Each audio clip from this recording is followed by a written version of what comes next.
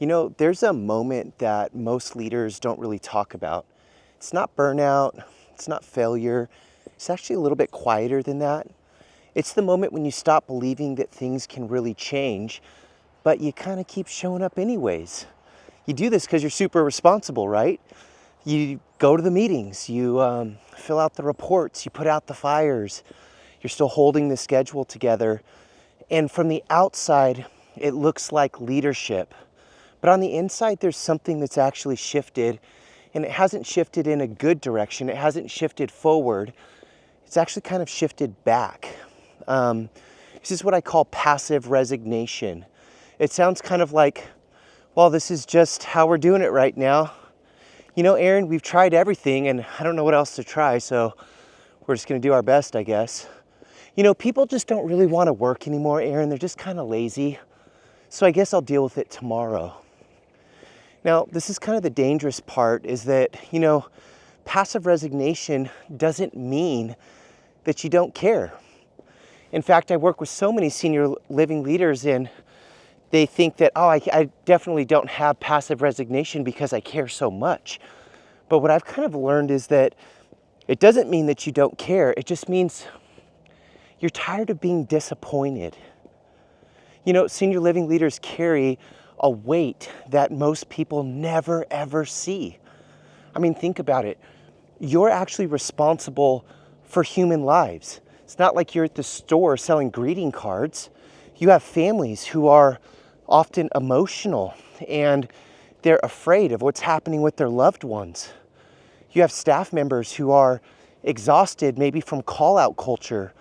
And then you have these regulations that they never stop changing. And then all these expectations that never really seem to slow down. And then somewhere along the way, what happens is a lot of leaders, they just stop leading. And what they start doing instead is they start enduring or surviving.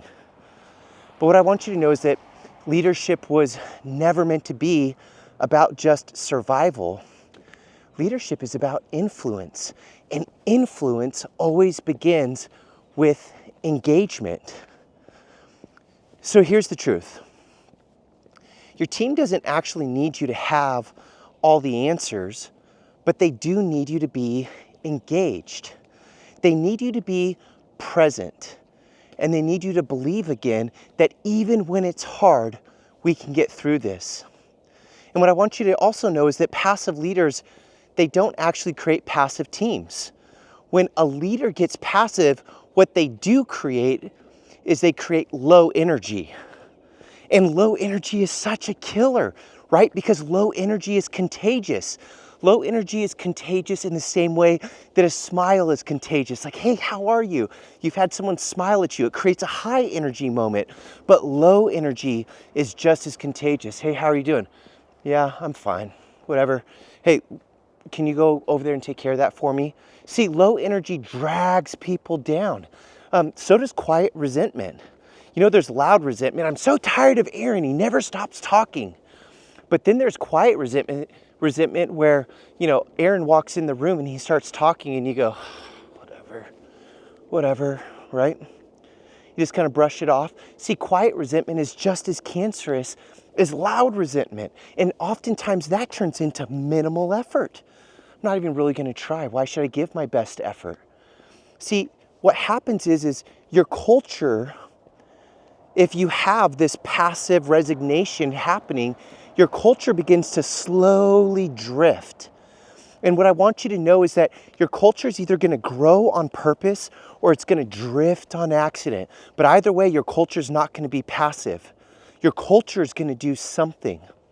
And that's why you need this leadershift.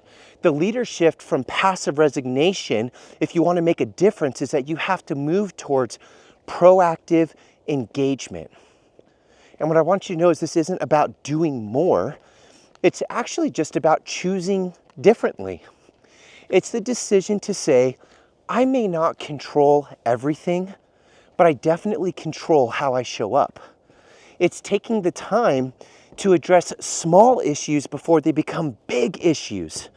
It's reconnecting with why you chose this work in the first place, your true north. It's choosing to be curious instead of just cynical, right? It doesn't take any skill to be cynical. It takes so much courage to be curious. You know, it's coaching instead of rescuing. It's leading conversations instead of avoiding them.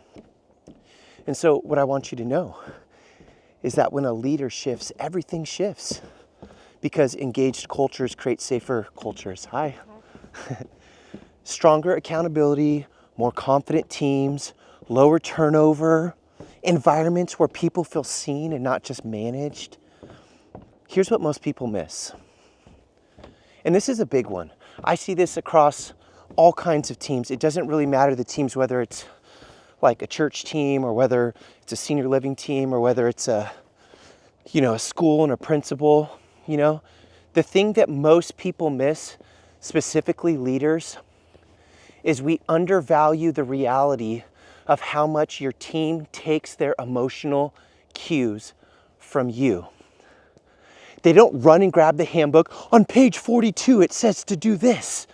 They don't grab the policies and procedures.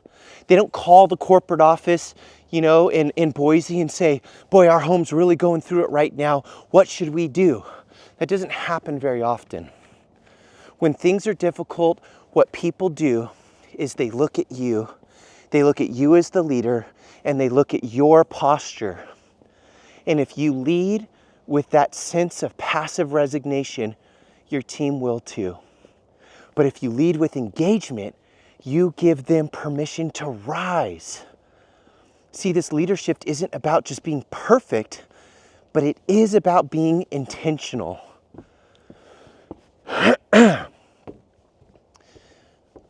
See, this leadership isn't about just being perfect, but it is about being intentional. Because the future of your team is not going to be determined by the circumstances. It's going to be shaped by the leader who decides to show up and say, I'm done surviving and I'm choosing to engage again.